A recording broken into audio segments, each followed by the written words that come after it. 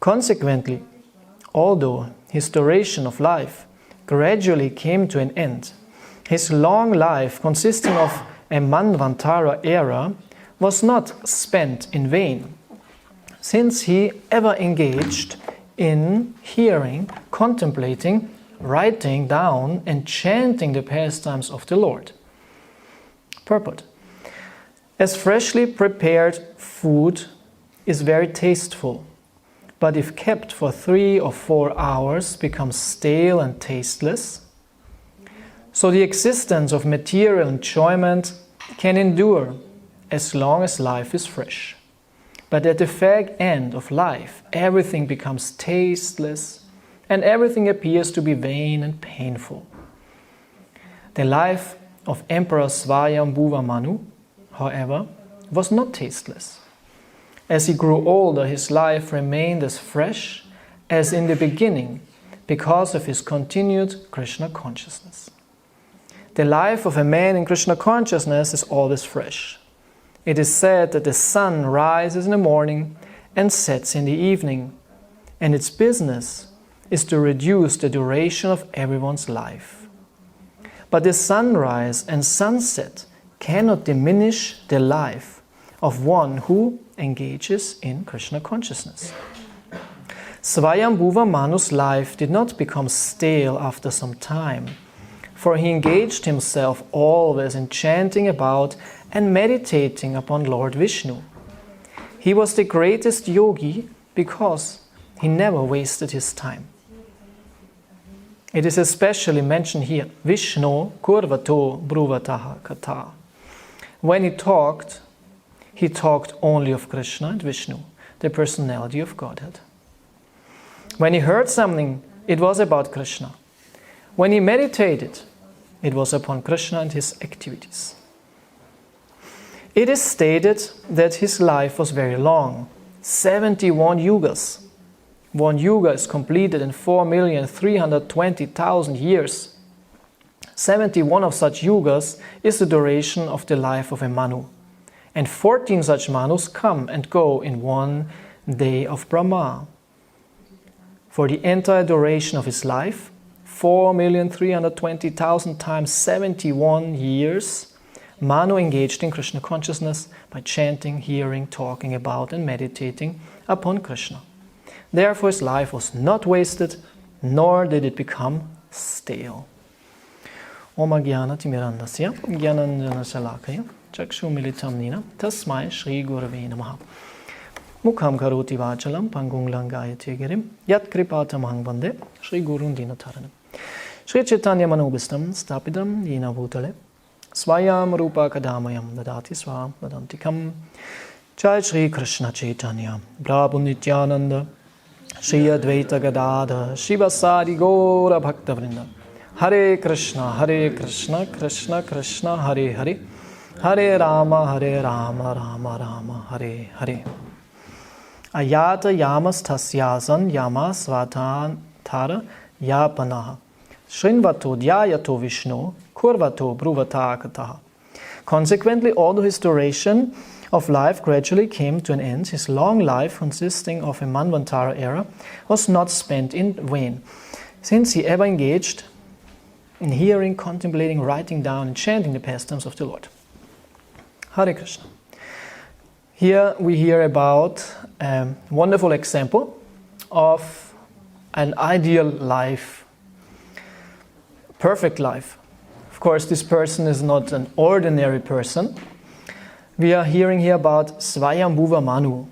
He is the first Manu. Manus are the forefathers of mankind.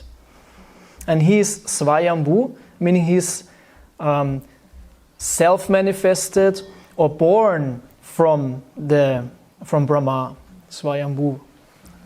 That's why he's called Swayambhu, because he's born from Brahma. And Brahma created him out of his own body, without sexual intercourse. He manifested him.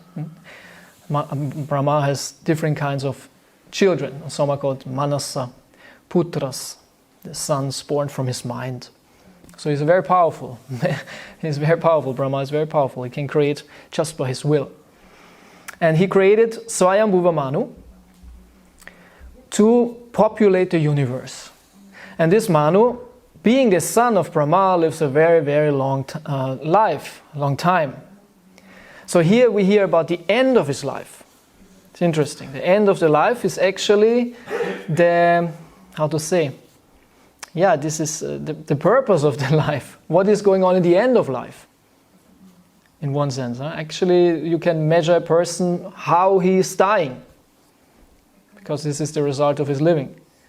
But there it comes out what was really done in life. There you cannot hide it anymore because it comes out in your consciousness, and through this even people can see how he's reacting.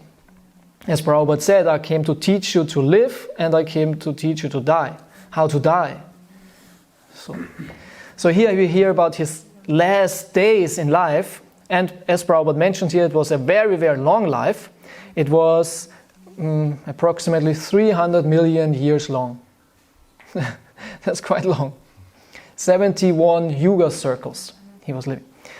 And in the end, he had said his time, even though he was living such a long life, it was not in vain.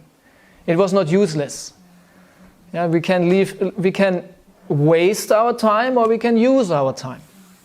And Prabhupada refers here to a verse from Srimad Bhagavatam 2nd Canto, which is a very nice verse. I searched it out for you. Ayur harati vaipungsam udyan astang cha yan asao tasyarte yat kshano nita uttama shloka vartaya. And he said, both by rising and setting, the sun decreases the duration of everyone except one who utilizes the time by discussing topics of the all-good personality of God. Every day the sun rises and sets. Sun comes and goes. And this is like a gigantic clock. It's like ticking away. And every day, when the sun comes and goes, one day less. One of our days gone. And either you can live it in vain or you can use it properly. What is living in vain? Living in vain means if there is nothing done which leads to a progress in our life. And progress means to make progress out of the material world, more or less. If we haven't done anything in a day which were some steps out of this material world, it's in vain.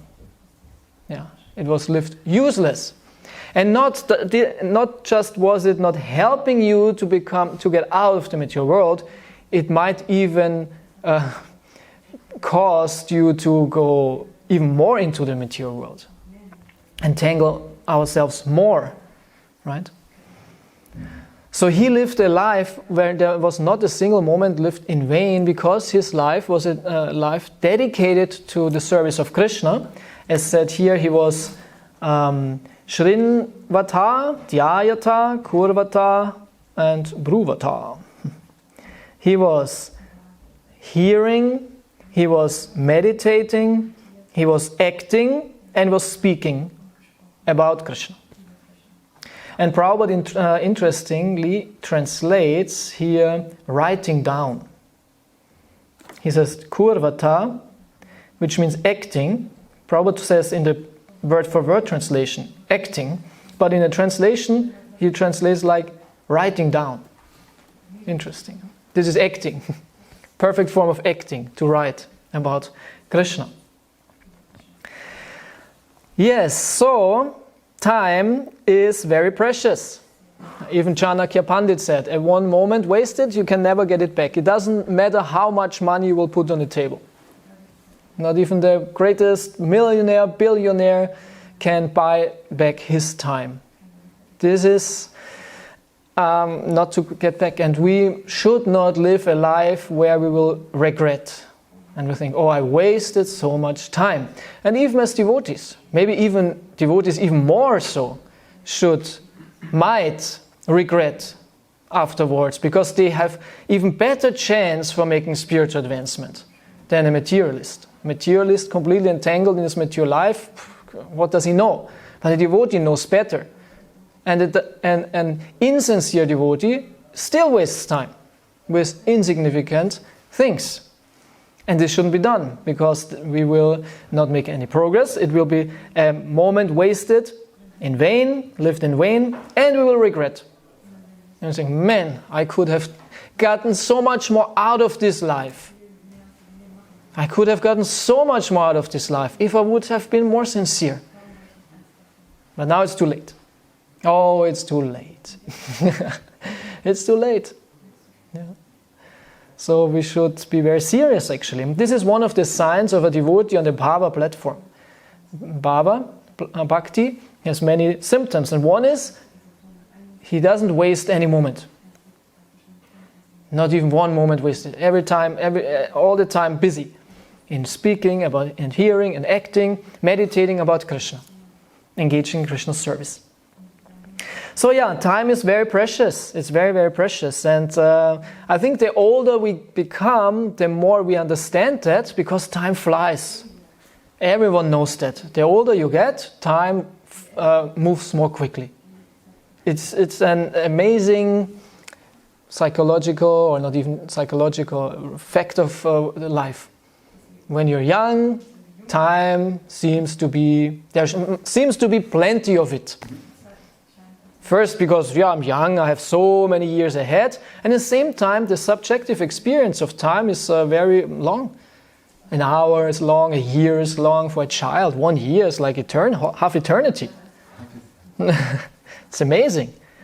And the older you become, especially those who are a little bit older here, they definitely will probably confirm that. Yeah, 1 year is like nothing.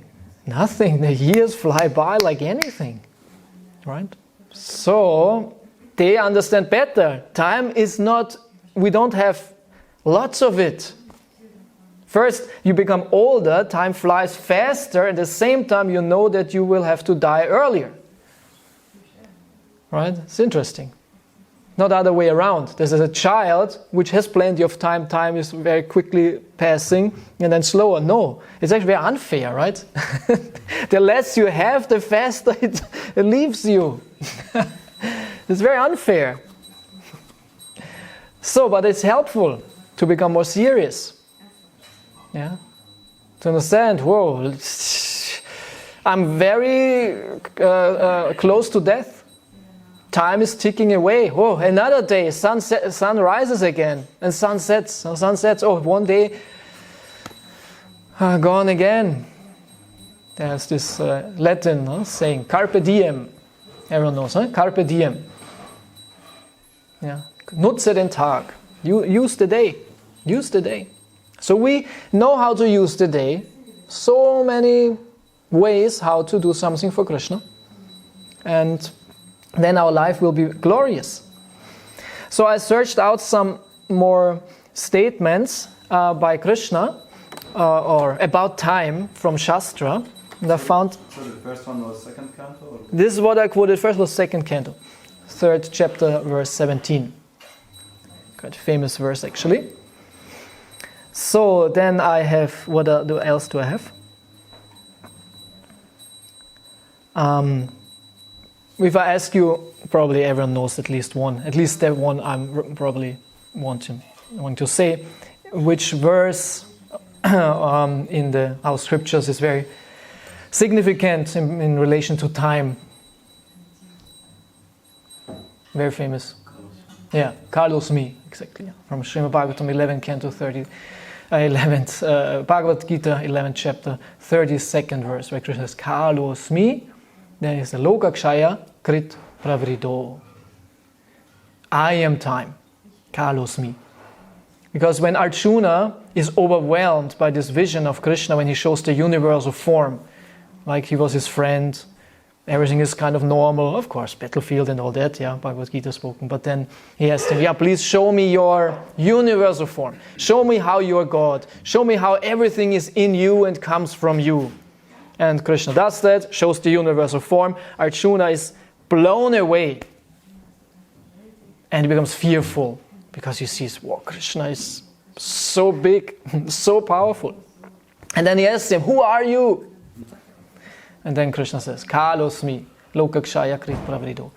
Time I am. This is how he answers. Huh? Time I am. Lokakshaya krit, meaning, and I came to destroy all the worlds. Destroy of all the worlds. And as far as I remember, this was also quoted by a very famous German, yeah, Oppenheimer. You know, everyone knows Oppenheimer, one of the glorious inventors of atom bomb. And what have you invented? Oh, atom bomb. Very nice, thank you. Mankind thanks you. And then he made some tests in some desert. They always blow up some desert or in the sea. And they made this test and this huge explosion. And then actually he gave an interview afterwards. And you can see it on YouTube in black and white. And it's actually scary when you see him. He's also seriously talking. And he's actually not saying, yeah, I'm the inventor of atom bomb, I'm so great. He actually says, man, what have we done? And then he quotes this. He says, there's this ancient text, Bhagavad Gita. And there it said, time I am, destroyer of the worlds. He quotes Krishna after seeing the huge atom bomb. Yeah. Seeing the connection between this power, this destructive power, and God's power. Because Krishna is the destroyer. In his aspect of Shiva, Shiva destroys the whole universe. Lokakshaya krit. I will destroy all the worlds. Krishna has this power, and he does it. So, but interesting, he says before, Kalosmi, time I am. Through time I destroy the worlds, not through an atom bomb. The time is the energy which destroys and which is unstoppable. No one can stop this ticking. Okay, you can hold the dials. Stop. But it's more powerful. It will drag you down. You cannot stop it. It's too powerful. Yeah. When Arjuna says the mind is more difficult to control than the wind, even more difficult to control than the wind is time. Nobody can control time. Time rules everything. And why? Because it's Krishna. I am time. So, and then there is, in this regard, in the 3rd canto, 11th chapter, 15th verse, it's talking about the sun. And it's interesting that this connection is always given between time and sun. Many places in Shastra, the sun is, as I quoted before this verse. So here again it said, he, the sun, diminishes the duration of life of all living entities in order to release them from the illusion of material attachment. Also interesting. The sun is the dial, this cosmic dial. So it's an indicator for time. The sun is not the time, it's kind of an indicator, like the dial of the watch.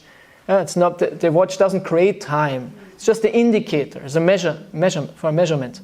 So the sun is like this, it's like this cosmic dial. And it said this movement of the sun is as an indicator for the passing of time, takes away your time of life to release you from the illusion of material attachment. But this is only for those who use their life nicely for spiritual progress. Because then passing of time and becoming old can be very helpful for spiritual realization. Very helpful to understand, as also said here in this purport, that a materialist, his pleasure potency, so to say, it will go away and life becomes stale. When we are young, the senses are very powerful and sensual experience is very nice. That's the reason why young people and children, they want to experience so much. They are not wise. They have to experience all kinds of stuff because it's nice. Wow, everything tastes so good, it looks so good, and I look so good, and everything is nice and wonderful. But this will go away very quickly. And in old age, it's not possible anymore. You cannot see anymore. You need glasses. They become bigger and bigger and bigger. Dann sagt man so Aschenbecher auf den Augen. Riesengläser. Oh. And you cannot hear anymore. What have you said? What is it? And then the brain fails you. You forget things. What was it? And what's my name? And this and that. Or isn't it? When you get old. And then Yeah, so many things. You cannot taste anymore. Digestion doesn't work anymore. It fades away. But the problem is that the people are attached to these pleasures, but they cannot enjoy them anymore. And then they become frustrated. And this is why Prabhupada says in the 5th canto, then they have to implant themselves the sexual organs of monkeys. Prabhupada says in 5th canto. They found, how to take out the different, you can change the heart, you can change this and that. And it says because humans are so attached to sex pleasure, which is not possible anymore when you're old, and then you have to get some organs of the monkeys. But this is the problem. And the devotee, he's never putting his purpose of life on the sense pleasures. He experiences a pleasure from the spiritual platform, which is always there. It doesn't matter if he's old or young. It will always give him pleasure. Chanting of Hare Krishna will always give him pleasure, and will give him even more pleasure when he's old, because he chanted so much already, and the holy name becomes even more tasty. So that's why it said here, the sun destroys this illusion of material attachment, the passing of the time, for the one who is wise. Because he can also clearly understand, I'm not the body. Life is not meant for sensual pleasures. It will all go away. Very soon I will die. Right? To think about death is very helpful for spiritual realization. It says, I heard this study, Adipurusha quoted it, that people who daily think about their death, they are more happy. They are more happy. It's not that they become more afraid. Oh no, I will die. I need another life insurance and protection, and this can happen, that can happen. No, they're actually facing this reality. And especially if they know, I will continue to live anyway. So, what else do I have here? Then, okay. So many statements. I found so many statements. Here from Srimad Bhagavatam, 26th chapter, 16th verse. The influence of the Supreme Personality of Godhead is felt in the time factor, which causes fear of death due to the false ego of the deluded soul who has contacted material nature. It's exactly the opposite of the statement before. Before it was said, time passing frees you from material attachment, and here is actually said exactly the opposite, but this refers to the materialistic person. The materialistic person, he said here, the time factor causes fear of death due to the false ego of this deluded soul. And again, that this time factor is the influence of the Supreme Personality of Godhead. And I jump immediately to the verse before, in the Sankhya philosophy. Sankhya counts all the elements, and there are 24 elements, right? There are 24 elements, and the 25th element is time. And this is said here in this verse. The mixing element is time, which is known as time, is counted as the 25th element. The 25th element in Sankhya is time. And this is said here as the mixing element. Because without time, no combination of the elements would be possible. Because without time, there's no movement. This is what I was thinking about, the time. Because if there's no time, everything would be frozen. Time allows, in the material world, movement. And so this combination of elements and activity. So time is necessary for this dynamic in the universe. And if this wouldn't be there, everything would be frozen. And there would be no mixing of elements, and there would not be any manifestation at all. Yeah. So, and again, there we see that time is Krishna's energy, or is Krishna himself in the universe. Without him, there would be no activity, no life in the universe. And he does that through time.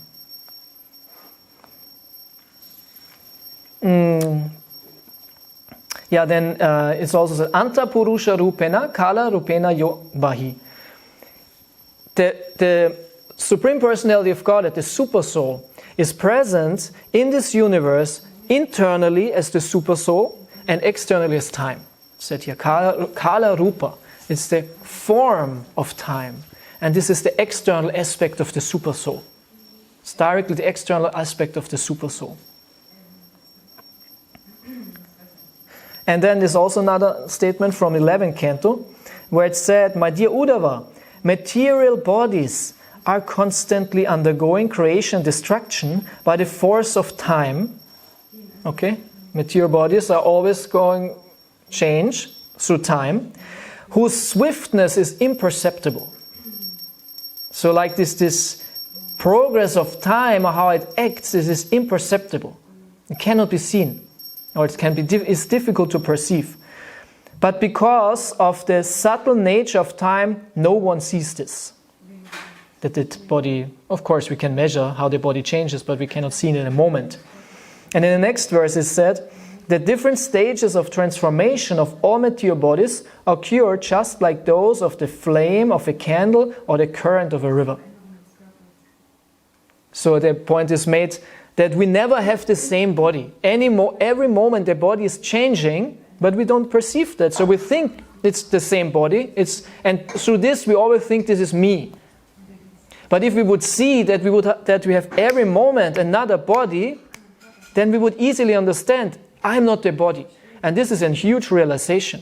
Because based on this false understanding, I am the body, we base our whole purpose of life. So many things we perceive, what we strive for, why we are afraid, are based on false understanding to think to be the body. It's a huge thing. And we cannot see it because this is, of course, the material illusion. So, but the body is changing all the time, but we are not changing. We know that, right? Prabhupada says every atom is changing and all that. So the body is always changing. And if you would understand that, then you can see I'm the perceiver of my body. I'm residing in the body, but the external body is always changing. Well, imagine you have your consciousness, your self-consciousness, your I consciousness, I am.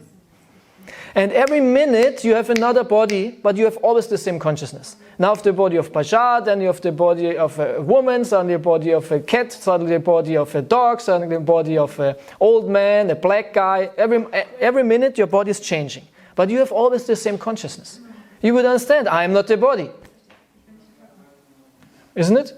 You understand? This is not me. I think always the same. I have always the same self-consciousness, and the body is always changing. But this is what's happening. Every life we have another body. But because it works, as I said here, imperceptibly, we cannot understand it. We think, this is me. Completely convinced. And when we hear the story of Bharat Maharaj, who was a great king, who was then too attached to a deer, everyone knows the story, and he was dying thinking of the deer, he became in next life a deer. But he had the same consciousness, because he was a great yogi actually. So the consciousness was not lost. He was not thinking, oh, I'm a deer now and run around, I eat this grass, oh, a happy deer. No, I thought, I'm King Bharat and I have a body of a deer. Damn. This is quite stupid. I messed it up. Okay, I have to wait until I get out of this deer body. And he was running around in a deer body. Yeah. And he said he always went to assemblies of sages to hear Bhagavad Gita. And in India we have often animals. There are sometimes, there's some sangha and devotees listen to Katha. Suddenly a big bull comes in and he wants to drive out the bull, but he is not to stop and he sits there. And the others say, oh, he's a yogi from last life. He messed up, so now he's a bull and he's listening to Katha. Comes every day. Sometimes like this. So, because of this nature of time, as said here, we cannot understand how the body is changing. And then there's an example given of a flame. If you see a flame, you think this is a flame, and it's the same flame, but the flame is every second different. As a river, as said, you cannot step into a river twice. Yeah? Because this is not the same river. Every second there is a new water coming. It's this always different water. When you stand on this one position, water is passing, it's always a different water. In the same way, it's always a different body. It's always changing. And if we would see that more, if we would speed up the changes of the body, then it would be more obvious. As I said, imagine you have a dog body, a woman's body, old man body, black body, this body, that body. Then you would see it, oh, I'm not the body. But because it passes in this imperceptible manner, we can understand it and we think, oh, I'm the body. So this is 11:22:44, these words. So, and then another one, 5:14:29. That said, the personal weapon used by Lord Krishna, the disc, is called Hari Chakra, the disc of Hari. This chakra is the wheel of time. This is the wheel of time, the chakra, which turns. So this is what is said in Shastra about this power of the time. And we should understand time is very, very precious, as I said in the beginning. And if we don't want to become destroyed by time, we should become devotees. Because Krishna, there's another statement I forgot to say, I said Anadya Purusha. Krishna is Anadi Purusha. We know, Adi Purusha. Anadi Adi Purusha. Govinda. He is the beginningless beginning, and he is said timeless. Krishna is timeless. And when we go into the shelter of Krishna, under his shelter, we become timeless too. As is said in this verse and also from the second canto, for a devotee, actually, this power of time is not working. Of course, the body gets older, gets changed and dies, but the devotee not, and the consciousness not. A materialist, he will be forced into another body, and he will be forced into another material consciousness. And he will be again forced by material nature and his karma and hankerings and material desires. Material nature is controlling us. Yantara Rudani Mayaya, it said. The soul is traveling on this machine, this body of a machine, which is always guided by its karma. So free will is very little, actually. Yeah? And the devotee gets out of this machinery and out of this power of the time, because he's under the shelter of Krishna, who is timeless. He's eternal. Krishna is beyond the time. Yeah. So it's very, very powerful. Very powerful. And in the end, the devotee will go into Krishna's timeless realm. And there is no destructive influence of time. There is time. There's a spiritual time. Meaning there is activity, there is a dynamic, there is variety. But the destructive power of time is not there. This is the difference. Material time is destroying. Spiritual time is an enhancer for activity, for lila. Yeah. And in Srimad Bhagavatam, in the first canto, it said that the pure devotee, like Arjuna and the Pandavas, they were entering the spiritual world in their bodies even. Even their bodies were not under the power of time anymore. Their bodies got transformed into spiritual bodies, or they had all the time spiritual body, for Krishna is no problem. And they went directly into the spiritual world. And it said, without changing bodies, without leaving the body, without dying. So a devotee is not dying. Prabhupada said that. It seems to be, but he said a devotee is not dying. He says it's just if you fall asleep and you wake up and you're with Krishna. Yeah. Okay, so yeah, this is the point. I don't want to speak too long today.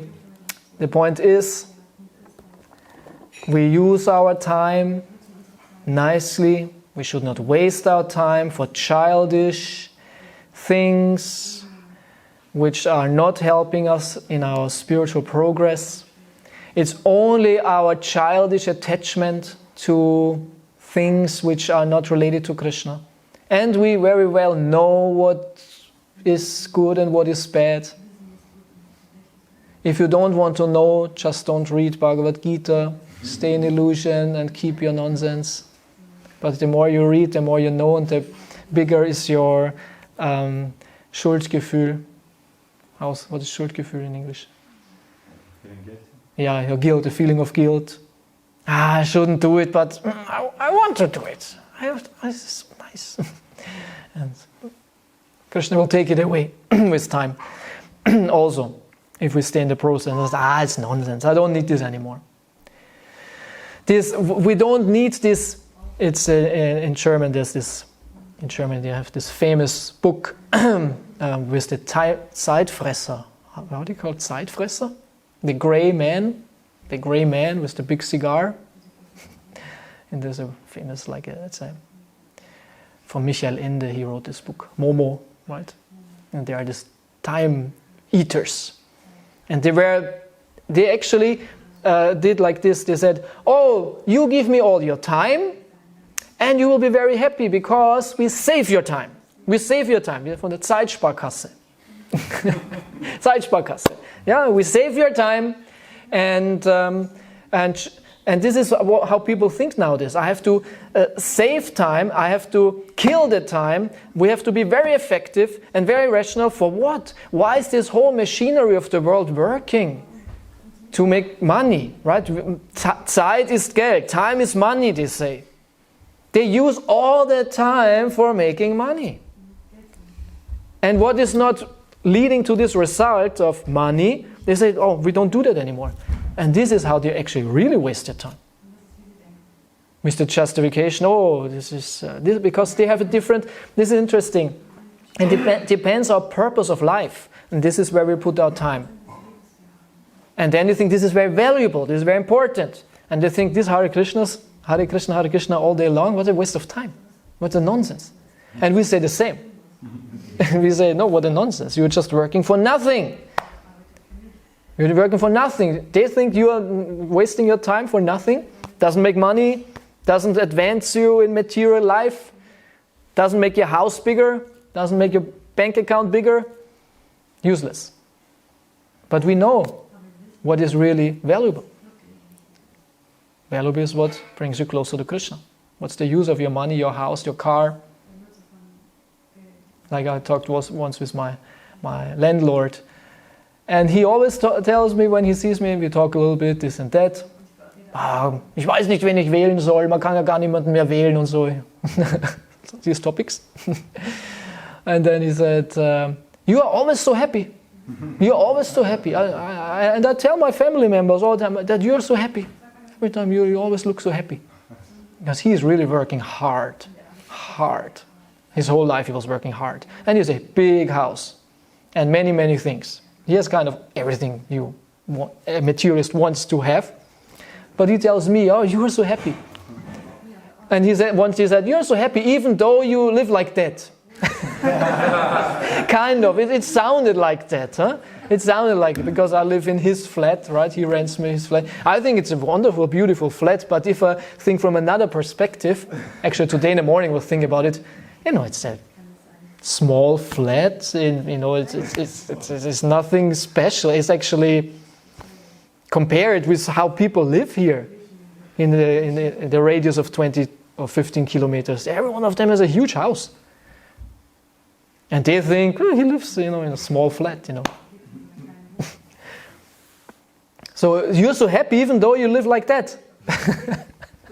And for him it's kind of, how can it be, You just have this small flat and you just have this small car and, probably you have a small dog. No money, why if you would have more money you would have a bigger house, but still you're so happy. Yeah, this is the point. We shouldn't waste our time of getting a better material position. It will be taken away. We will die and it's over. As I said, das letzte Hemd hat keine Taschen. Sad, huh? It's fake. It just looks like they are lying there, the coffin, but this suit and everything is fake, because you have to open it and then they are not really wearing it. And there's no Taschen. They cannot take anything with them.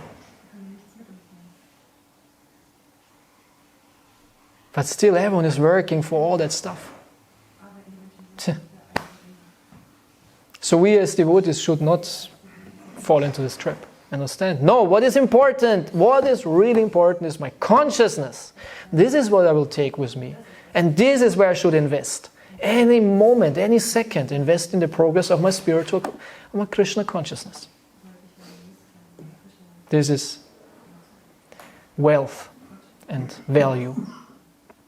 So I think this is the point of this purport. Prabhupada focus on that, how to do that in always hearing about Krishna, speaking about Krishna, thinking about Krishna, writing about Krishna, acting for Krishna. And this is how we use our life, and it will not be wasted. Hare Krishna. Thank you so much for your kind attention. Anything you want to add? Yes? Just a small question about creation. It said that he lived for 72 yogas. So 71 Divya Yugas. Divya Yuga is the progress of all 4 Yugas. Kali, Dvapara, Treta and Satya together. 71 of these. So like he was living Kali Yoga, and then at the end of Kali Yoga there is some kind of partial annihilation, and then he lived after that on? Swayambhuva Manu, he is above this, how to say, what do you mean, what should be his problem? Yeah, because he's living in the material world. Yeah, but material world has many dimensions. Doesn't mean he's involved in the, oh my God, again Kali Yuga, 70 Kali Yuga, so I have to see how I, stay in my position. No, he's above that. He's the forefather of mankind. And he's like a demigod, kind of a demigod. It's not one of us and, oh, Kali Yuga coming. Hide in my bunker. Okay, but I thought even demigods like Lord Brahma changes every yoga. No, okay, yeah, thank you. It was mentioned here, Manvantara. The lifetime of a Manu is called Manvantara. And this is the 71 Divya Yugas. And after every Manvantara, there's a change of the demigods, including the Manu. This is why there are 14 Manus. And Swayambhuva was the first. Ours now is Vaivasvata Manu, is the 7th or 8th. Yeah, right, 7 or 8. Because out of 14. Okay, so in every change, every time, this 300 million years, 71 times 4,320,000 is over, then the Manu changes, and with him the other demigods, but not Brahma. Not Brahma. Only the Dikpalas, the controllers of material nature, they are changing. And the Shapta Rishis are changing, and like this. But not Brahma. Brahma is above these changes. He is not changing. He is only changing when he dies, by the end of the universe. So the jivas, they don't go inside Mahavishnu at the end of each yoga, or the jivas go into Mahavishnu by the end of when the universe is destroyed, when Brahma dies.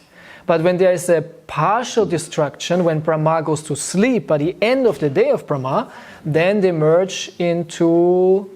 Actually, I read yesterday. No. Actually, Huh? Gita, a few days ago it was said in Mahavishnu. By the end of the day of Brahma, when Brahma sleeps, they go into Mahavishnu. Who is lying who has lotus out in Brahma is... Oh, Garbhodakasha Vishnu. Okay, that can be, but not in Mahavishnu, then Garbhodakasha Vishnu. Yeah, okay, yeah. By the end of such a destruction, they are sleeping. Can I also ask a second question? Yeah. A little bit relevant to this topic, because I was reading today about the time in the hellish planets and the heavenly planets, also in the 5th canto, and Prabhupada says, not where I was reading, but also in the 1st canto, that every human being lives 100 years. It doesn't matter if in heavenly planets or hellish planets, but for us 100 years on the heavenly planets is like millions of years. So our perception on the heavenly planets is also feeling exactly the same like here? Yes, it seems that this 100 years is subjectively always felt, but from an objective point of view, of course, these 100 years of the demigods or Brahma are way longer, measured according to our time. Yeah. Okay, I think you were first. I just had some comment. I heard or read somewhere that Bali Maharaj will be next Indra. Yes. Yeah. Bali Maharaj will be the next Indra, next Manvantara after this one. Yeah. Thank you for this lecture, Nanda Krishna Prabhu. I have a question regarding this, that at the end of the life you don't have bags in your suit, but you take your consciousness with you. And my wish is that you explain this a little bit more if you have more knowledge, because a question arose why children have to learn everything again. And this is also described that some things you have to learn again. And for me it's interesting what is the consciousness that you take in the next life. Okay, there are two different things. One is consciousness and the other one is the subtle body. Right? So these things, let's say like this, our material character, personality, is stored in the subtle body, in the mine is called Linga Sharira. Linga Sharira. There's a Stula Sharira, the material body, and there's a subtle body. And there are these things stored. Consciousness is the soul, this is spiritual, this is different. Consciousness, of course, is self-perceived through the mind, through the subtle body, is colored, so to say. Yeah. And these characteristics, they are stored in the subtle body, and of course, according to what we develop now, this life we take into the next life. But at the same time, they are not immediately present. As children, we have, as you say, we have to relearn everything. But this seems to be some material law, right? That it has to be relearned. But in time, the character comes out. Yeah, it comes out actually very quick. Children very quickly develop their personalities, and many things come out. And also their likings come out, and their tendencies, they come out in time. But in the beginning time, there seems to be some kind of adaptation to this new life, and it's not immediately all manifest. But in time it comes out quite individually, according to the last life. It's a continuation. Mm-hmm. What? But this is material, yes, this is material. This is the material ego, it's the false ego. The false ego gets reawakened in time, but quite fast. Then is my question, when the pure soul is eternal and whole, how can that be developed? Then we only work on our material things? In the material, life works only on the material. When, as devotees, we work now on the reactivation of our spiritual identity. These are two different things. When you become devotee and you act in Krishna consciousness, this is how you develop the soul's identity, personality. This is different. These are two different things. So this is not already there in the soul? The personality? Yeah. It needs to be developed. No, let's say no. No, it's already there. And the development is more a reactivation or a uncovering. It's like this, it's more an uncovering. So the spiritual progress, you uncover, you rid yourself of this false ego, spiritual tendencies come out, you strengthen them when you go more into it, and they manifest then the spiritual identity. Okay? Yes, Pasha? You say two different things, but isn't there like some reflection of the spiritual identity in I would say the no. present body? I would say no. What if one is a pure devotee, or, at least in the past? No, as I said, these are two different things. Of course, now our spiritual identity comes out already in this material situation. But I wouldn't say that the spiritual identity or nature reflects itself by just the material identity. I wouldn't say. Because sometimes devotees, of course, for devotees it's a little difficult because we already develop some spiritual identity traits. Yeah, and then sometimes devotees say, because I'm a little bit this, is because, my spiritual identity is this.